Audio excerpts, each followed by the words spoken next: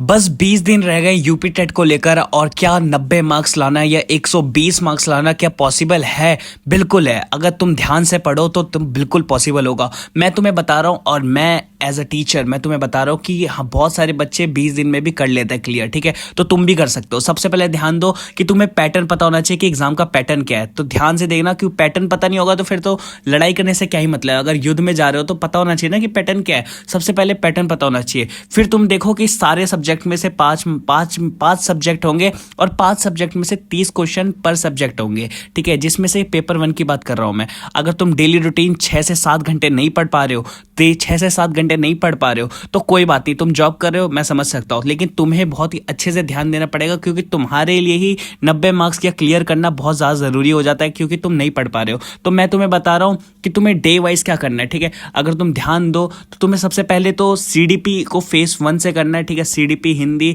English face 1 में 1 से 5 दिन के अंदर ये सारी चीज़ों पे अच्छे से फोकस करो, बैठो और ध्यान से पढ़ो। ठीक है, बहुत ही ईजी से समझ जाओगे तुम कि तुम्हें कौन से टॉपिक को पहले छूना है। तो ध्यान से समझ गए। अब फेस 2 की बात करें तो 6 से 10 दिन के अंदर तुम्हें मैथ्स पढ़ना है, ईवीएस पढ़ना है और प्रीवियस ईयर क्वेश्चन पढ़ना है। ठीक है, प्रीवियस ईयर क्वेश्चन तो ऐसे हैं कि रामबाण है, तुम्हें पढ़ना ही पढ़ना है। और फेस 3 की बात करो तो मॉक टेस्ट लगाओ भाई, 11 से 15 दिन तक मॉक टेस्ट भर भर के लगाओ, क्योंकि मॉक टेस्ट बहुत ज़रूरी हो जाएगा तुम्हारे एग्जाम के लिए। आगे बात करो फेस 4 पे बात करो तो 16 से 20 दिन के अंदर तुम्हें शॉर्ट नोट्स पढ़ने। ठीक है, कोई मेमोराइजिंग टॉपिक है वो तुम्हें आना चाहिए, तो वो चीज़ें तुम्हें बहुत अच्छे से आनी चाहिए। ठीक है, शॉर्ट नोट्स। और मैं तुम्हें आप 5 गोल्डन रूल बताने वाला हूँ कि जो तुम बहुत ही अच्छे से इस एग्ज़ाम को क्लियर कर पाओगे और तुम सरकारी नौकरी पा सकोगे। ठीक है, तो ध्यान से सुनना। तुम्हें सबसे पहले ज़रूरी होगा कि तुम कुछ भी लास्ट मोमेंट पे कुछ भी ना पढ़ो। ठीक है, कुछ भी ना पढ़ो और बहुत ज़्यादा एनालाइज करो, अपनी गलतियों को देखो, जो भी तुम्हारी गलती हो रही है उसको अच्छे से एनालाइज करो।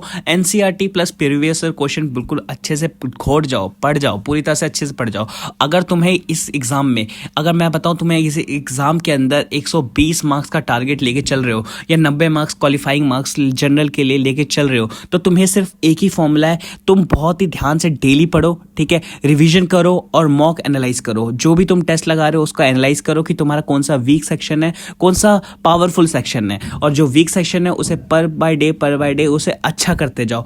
और मैं यही बोलूँगा लास्ट में कि तुमसे सब कुछ हो सकता है, बस तुम ठान लो। ठीक है, तुम ठान लो, तुमसे सब कुछ हो जाएगा। ठीक है, तो बाकी अगर तुम्हें कोई भी दिक्कत आती है तुम कमेंट के अंदर बता सकते हो। ठीक है, और मैं तुम्हें नोट्स प्रोवाइड करवा सकता हूँ। ठीक है, जो भी मेरे को से होगा। बाकी तुम इस नंबर पे मैसेज करके तुम्हें जो भी डाउट है तुम बता सकते हो, तुम्हारी पूरी हेल्प की जाएगी। बाकी मिलते हैं नेक्स्ट वीडियो में।